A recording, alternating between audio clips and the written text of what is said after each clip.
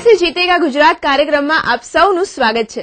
મિત્રો, કહેવાય છે કે એક મહિલા જ્યારે શિક્ષિત હોય છે ત્યારે બે પરિવારોને તેનો લાભ મળે છે।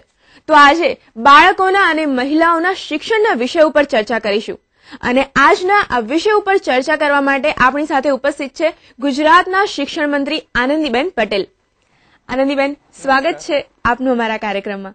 સૌથી પહેલા તો એ જાણવું છે કે ભારતમાં દરેક જગ્યાએ મહિલાઓના શિક્ષણ માટે ઘણા બધા પડકારો છે, તો ગુજરાતે મહિલાઓના શિક્ષણ માટે શું કર્યું છે? મુખ્યમંત્રી શ્રીએ સમગ્ર માર્ગદર્શન આપીને પૂરા રાજ્યના 18,000 ગામડાઓમાં કન્યા કેળવણી રથયાત્રાનું આયોજન કરવામાં આવ્યું। સાથે સાથે અનેકવિધ નવી યોજનાઓનું અમલવારી પણ કરવામાં આવી। પ્રથમવાર એવું બન્યું આઝાદી પછી કે રાજ્યના બધા જ મંત્રીમંડળ, આઈએએસ આઈપીએસ અધિકારીઓ, કલેક્ટર અને ડીડીઓ અને સમાજના આગેવાનો મુખ્યમંત્રી શ્રી નરેન્દ્રભાઈના નેતૃત્વમાં ધોમધકતા તાપમાં જૂન મહિનાની અંદર 18,000 ગામડાઓમાં પ્રવાસ કરે। 3 દિવસ ગામડાઓમાં જ રહેવાનું, એકે એક દીકરીને અને દીકરાને શાળાની અંદર પ્રવેશ અપાવવાનો। સાથે સાથે 35% કરતા જે ગામમાં મહિલા સાક્ષરતાનો દર ઓછો હોય એવા ગામની કન્યા જ્યારે પહેલા ધોરણની અંદર દાખલ થાય ત્યારે એને 1,000 રૂપિયાનું નર્મદા બોન્ડ રાજ્ય સરકાર આપે અને એ પરિવારને પ્રોત્સાહિત કરે। આવી એક નવતર પ્રયોગ રાજ્ય સરકારે શરૂ કર્યો। મને કહેતા આજે આનંદ એટલા માટે થાય છે કે 5-6 વર્ષથી કન્યા કેળવણી રથયાત્રાનું આયોજન થયું છે અને એમાં અત્યાર સુધીમાં 7 લાખ કન્યાઓને રાજ્ય સરકારે 70 કરોડ રૂપિયાનો ખર્ચ કરી અને વિદ્યાલક્ષ્મી બોન્ડ એનાયત કરવામાં આવ્યા છે। જે દીકરીઓ શાળાઓમાં દાખલ થઈ છે એમાં 98% કરતા પણ વધારે બાળકો શાળાઓની અંદર દાખલ થયા છે। એટલું જ નહીં, પરંતુ શાળાઓમાં ટકી રહ્યા છે અને 7મા ધોરણ સુધી બાળકો પહોંચે એના માટે રાજ્ય સરકાર સતત પ્રયત્નશીલ છે। એના માટે જરૂરી હતા શિક્ષકો।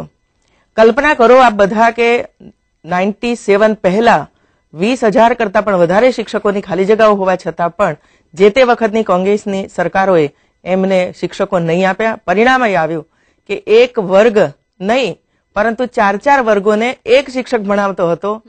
બહાર ઓટલા ઉપર બેસીને ભણાવતા હતા। ટોયલેટનો અભાવ હતો શાળાઓની અંદર। બીજું ઇન્ફ્રાસ્ટ્રક્ચર તો શાળાઓમાં હતું જ નહીં।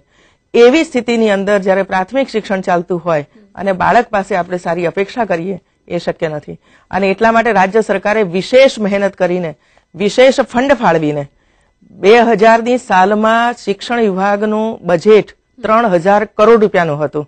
2007-8નું શિક્ષણ વિભાગનું બજેટ 5,000 કરોડ રૂપિયાનું કર્યું છે। આ બતાવે છે કે રાજ્ય સરકાર શિક્ષણ પ્રત્યે કેટલી સજાગ બની છે અને પ્રાથમિક શિક્ષણની અંદર જે ડ્રોપઆઉટ રેટ છે જે 2000ની અંદર 48% ડ્રોપઆઉટ રેટ હતો। મતલબ એ કે પહેલા ધોરણની અંદર 100 બાળકો દાખલ થાય ત્યારે 7મા ધોરણ સુધી પહોંચતા 48 બાળકો ઉઠી જતા હતા। આજે મારી સરકારે આજે 100 બાળકો દાખલ થાય તો માત્ર 3 બાળકો ઉઠી જાય છે અને અમે સંકલ્પ કર્યો છે કે 2010 સુધીમાં આ રેટને 0 ઉપર લઈ આવો। મતલબ કે ગુજરાતનું એક પણ બાળક અભણ ન રહેવું જોઈએ, એ આ રાજ્ય સરકારનો સંકલ્પ છે। તમે સ્કૂલ ડ્રોપઆઉટનો જે રેટ હતો એકદમ ખતમ કરી નાખ્યો હતો, કેવી રીતે થયો આ જાદુ? શું કર્યું તમે? કેવા પગલા ભર્યા? એક તો સૌથી પહેલા કામ એ કર્યું, શિક્ષકોની ભરતી કરી। આ રાજ્યની અંદર છેલ્લા 6 વર્ષમાં પ્રાથમિક વિભાગમાં 95,000 કરતા વધારે શિક્ષકોની ભરતી રાજ્ય સરકારે કરી। એમાં પણ ભ્રષ્ટાચાર વિહીન અમે આ ભરતી કરી છે। વર્ગખંડોની જરૂરિયાત હતી જ, પરંતુ વર્ગખંડો પણ નહોતા બંધાતા। રાજ્ય સરકારે વિશેષ ફંડ ફાળવીને 56,000 કરતા વધારે વર્ગખંડો બાંધીને પૂર્ણ કરી દીધું છે કામ। હવે માત્ર કોઈ વર્ગ વધારો થાય તો જ વર્ગખંડ આપવાની જરૂરિયાત ઊભી થાય।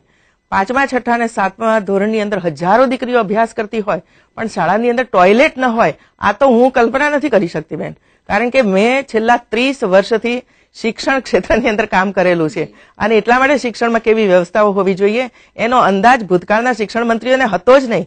એટલું જ નહીં, શિક્ષણ પ્રત્યે કોઈએ ધ્યાન નહીં આપ્યું, એનું પરિણામ આજે આપણે ભોગવી રહ્યા છે દરેક ક્ષેત્રની અંદર। બીજું, પીવાના પાણીની વ્યવસ્થા। તમે મધ્યાહન ભોજન યોજના ચલાવો શાળાઓની અંદર, પણ પીવાના પાણીની વ્યવસ્થા ન હોય અને એટલે દરેક શાળાની અંદર પીવાના પાણીની વ્યવસ્થાઓ ઉપલબ્ધ કરાવી। શાળાની અંદર રમતગમતના સંકુલો આપ્યા, શાળાઓની અંદર મ્યુઝિકના સાધનો આપ્યા, ટીચર્સને ટ્રેનિંગ કરી આપી, અભ્યાસક્રમો બદલ્યા અને આખા વર્ષ દરમિયાન શાળાઓની અંદર વિવિધ પ્રકારની પ્રવૃત્તિઓ, જેથી બાળકોમાં રહેલી જે ટેલેન્ટ છે, સુષુપ્ત શક્તિઓ છે, એને બહાર લાવવા માટેનો પ્રયાસ કર્યો. 5મા, 6ઠ્ઠા અને 7મા ધોરણના બાળકો એ ભવિષ્યના ટેકનોલોજીના વિદ્યાર્થીઓ બનવાના છે અને એટલા માટે તેઓ સ્વયં પ્રયોગ કરે શાળાઓની અંદર.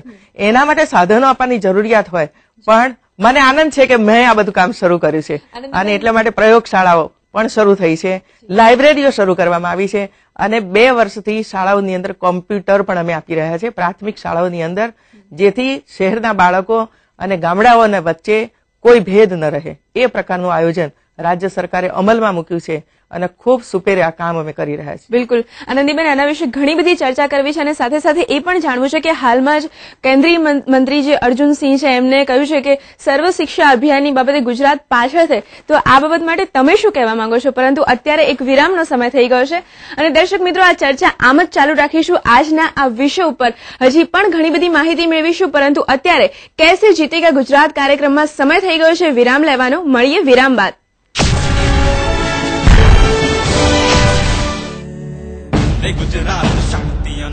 ગાંધીનગરમાં મુખ્યમંત્રી તરીકે નહીં, ચોકીદાર તરીકે બેઠો અને મિત્ર હું આપને વિશ્વાસ આપું છું, જ્યાં સુધી હું ગાંધીનગરની ધરતી પર છું, રાજ્યની તિજોરીમાં ગરીબમાં ગરીબ માનવી પોતાનો વેરો આપીને પૈસા ચૂકવે છે, રાજ્યની તિજોરી પર કોઈ પંજો નહીં પડવા. કમળને મત એટલે નરેન્દ્ર મોદીને મત.